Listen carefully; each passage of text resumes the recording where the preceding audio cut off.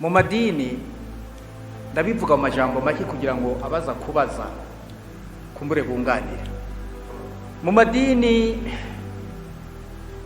uko avuka, amadini avuka gute cyane cyane amadini ayari yose. Muri dufise amadini atatu manini, abakatolika, abaporo, dufise n'abayisilamu. Ayo madini aravuka agakura, kandi amadini yose aragira ingorane, mugabo amadini yose agira ingene atora inyishu ku bibazo bibega.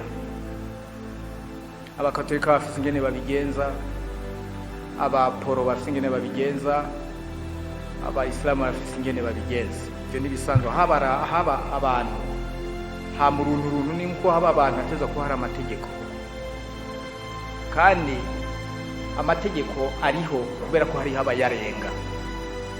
Mu gihe hari amategeko ntawe ushobora kuvuga yuko mu idini riniri atabarenga amategeko canke ibintu bimeze neza cyane. Oya, kubera ko hari amategeko nuko hari haba yarenga, kubera ko hari haba yarenga nuko hari n'ibihano. Nta dini na rimwe ridahana.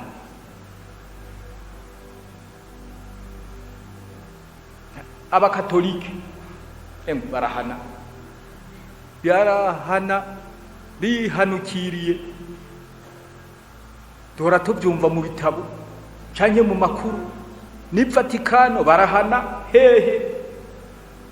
Hari nabo bajana muri Israel bakarya igiti cinshi,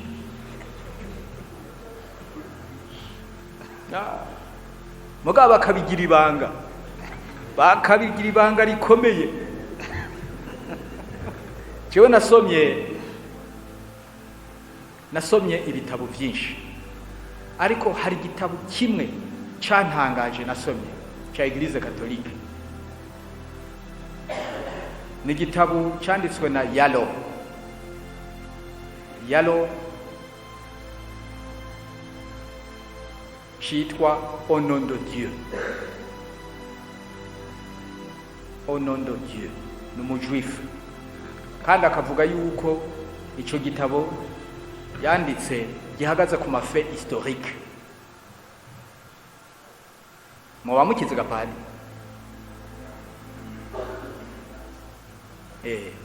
Murakiraba. Ni igitabo giteye ubwoba, igitabo giteye ubwoba, kirateye ubwoba pe. Mugabo wacyanditse ni Vatika. Hariho abandi bagiye batanga amakomantere kuri icyo gitabo. I Vatika rero no kuvuga yuko ibyo yanditse byarukuri, byinshi byarukuri, ko yavuga ko byanditse de fait historique. Iyo ni umujuifu.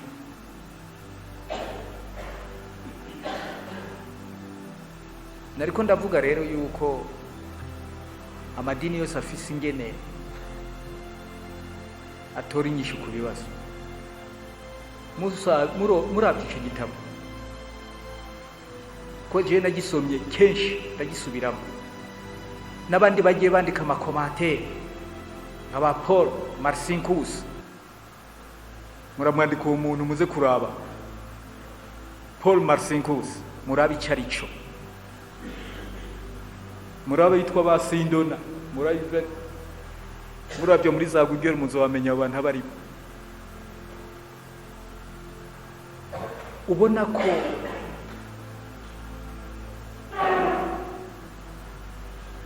na Eglise Catholique yaraciye mu bintu birebire byinshi kandi bikomeye. Uno munsi nimba ikomeye ku isi, Eglise Catholique nuko ifise experience ndende.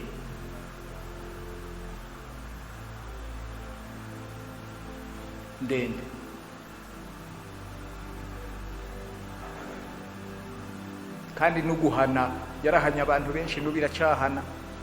Reka tuje noneho, nari mvuze yuko abantu benshi muri Eglise Catholique abanyamakosa umva bajanye muri Israel. Israel baca gushaka kuri intensive y'igiti usenga n'igiti ukazopfa waragororotse nemu hewe reka kugororoka ugaruka ugororotse nk'umukenke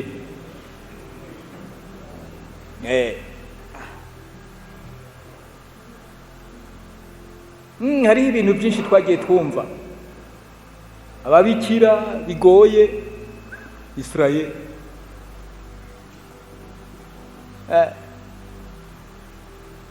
kandi kizira urumva ko kirazira kuzovuga ibyo wabonye muri Israel inkoni bagukubise ntuharura kirazira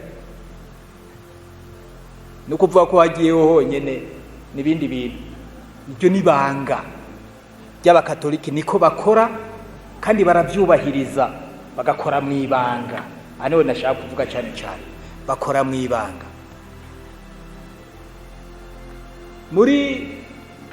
mu bayisilamu kubera ko abayisilamu bakunze kugira n'abantu bakunze gutera inkuru usanga rimwe na rimwe ibyabo nabo babivuga iyo byabananiye bitandukanye n'ibyo abakatolike nta bintu ndabona binanira ibibazo byabo binanirana ngo babijane muri leta nta na rimwe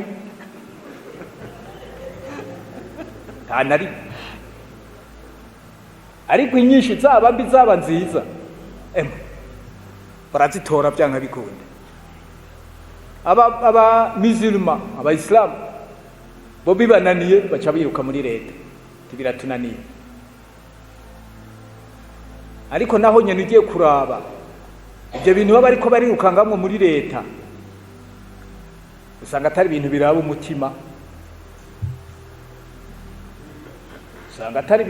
umutima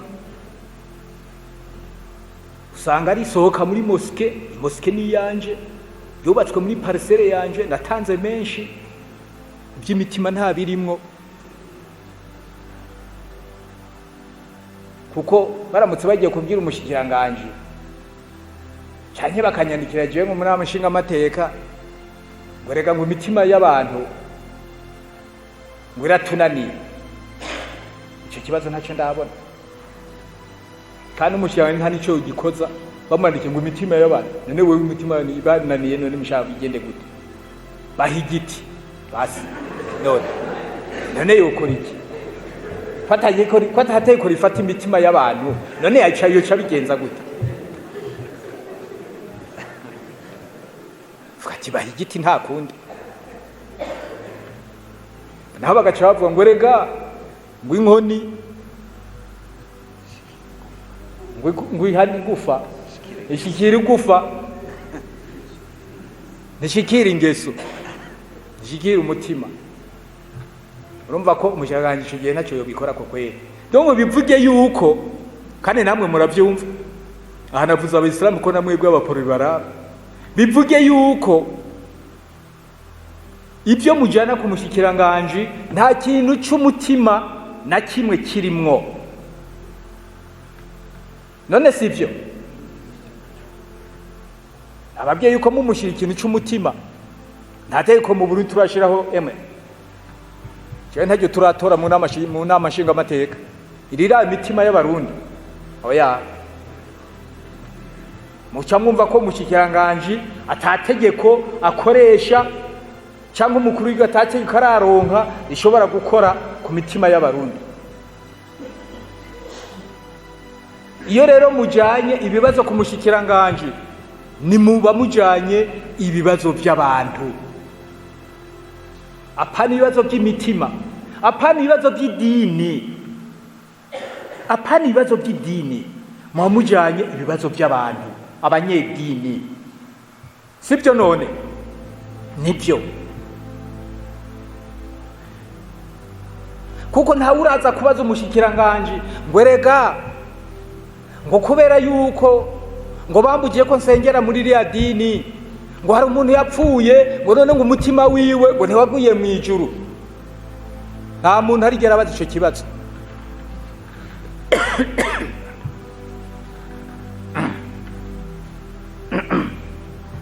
nta muntu arigera abaza icyo kibazo. none udashoboye kuvuganira umutima w'abakristo aburongoye, waba ugiye kuvugana iki na minisitiri? ni ibintu by'abantu. iriya eglise nayitanguye jenyene, nayubatse muri parcelle yanje, abandi baza bazirako ngo ngaba aba membre fondateur, ngaba baki, ibintu by'abantu. ukarindira ko akubwira yuko hari umutima wazimiye, aho kuja kwa Mungu wagiye kwa Satani, ko bawugarura mu mushihanje kugira ngo afashe. Wapi wapi?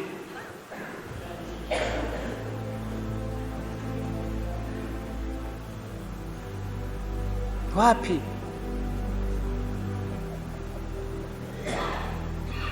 ati nyakubahwa mushikiranganje, atari umuntu aheruka kwitaba Imana, atari ko twebwe abana b'abantu twabona ko ari sawa, ngo none twumvise ngo wagiye mu purgatori, ngo dufashe ngo dushinge urubanza ku Mana n'ibiki n'ibiki. Wapi? none mwebwe mugabo abantu bakubitana imikuki hariya kunuze imbere ya eglise, ngo ntibinjire, ngo hasi wabo, abari ndani basuguma, abari inyuma, aho bari inyuma y'urugi, abandi basita urugi kugira ngo binjire. ndababwira icyambere, baba abari ndani, baba abari inyuma, baba abatanze amahera menshi kugira ngo eglise yubakwe, igihe eglise mwubatse, inyubakwa mwubatse muyihereje Imana, igahinduka ihema ry'Imana, igahinduka eglise y'Imana, guhera ico gihe elle ne vous appartient plus, si iwanyu mwebwe abantu. sibyo none? sibyo none ga yemwe? igihe mumaze kuyihereza Imana, igahinduka ihema ry'Imana, guhera ico gihe ijya eglise, urya musigiti, irya ki, ntibyongera kuba ibyamwebwe abantu. waba musenyeri, waba nde, ntibyongera kuba iby'iwawe. muri eglise katolike ho biroroshe, kuko ni inzego. hari inzego izi n'izi muri katolike zirafise amazu yazo. ayo mazu aba yubatswe n'abakatolika. ntawe uvuga ngo iyi nzu ngo uyikirize, ngo uyisengewe n'isengero yanje. avamo bapfuma bayitazirira aba bantu baha amazina, ati Saint Esprit, Eglise Saint Esprit. none wewe wumva iba Eglise Saint Esprit, wewe woza kwaka iki? naho waratanze amatafari 1000, Eglise du Saint Esprit woza kwaka iki? bacaka kubya ko ugwaye mu mutwe uvuze ngo hari umutaho ufisemo. babati Eglise de la Vierge Marie, none we hoja. donc ibyo abakatolika bafite uko bipanze. mugabo mwebwe abayisilamu n'abaporo, kubera ko ingene yo madini avuka kenshi na kenshi akunze guhera ku bintu by'ubugenzi cyangwa ibintu by'amafamiye, ugasanga ingene zubatswe n'ibiki, ariko ibyo byose nta ngorane. ariko igihe mumaze kubihereza Imana, fini termine, l'appropriation y'iwanyu abantu, fini termine. ni ingoro y'Imana, ni ihema ry'Imana, ni eglise y'Imana, c'est tout.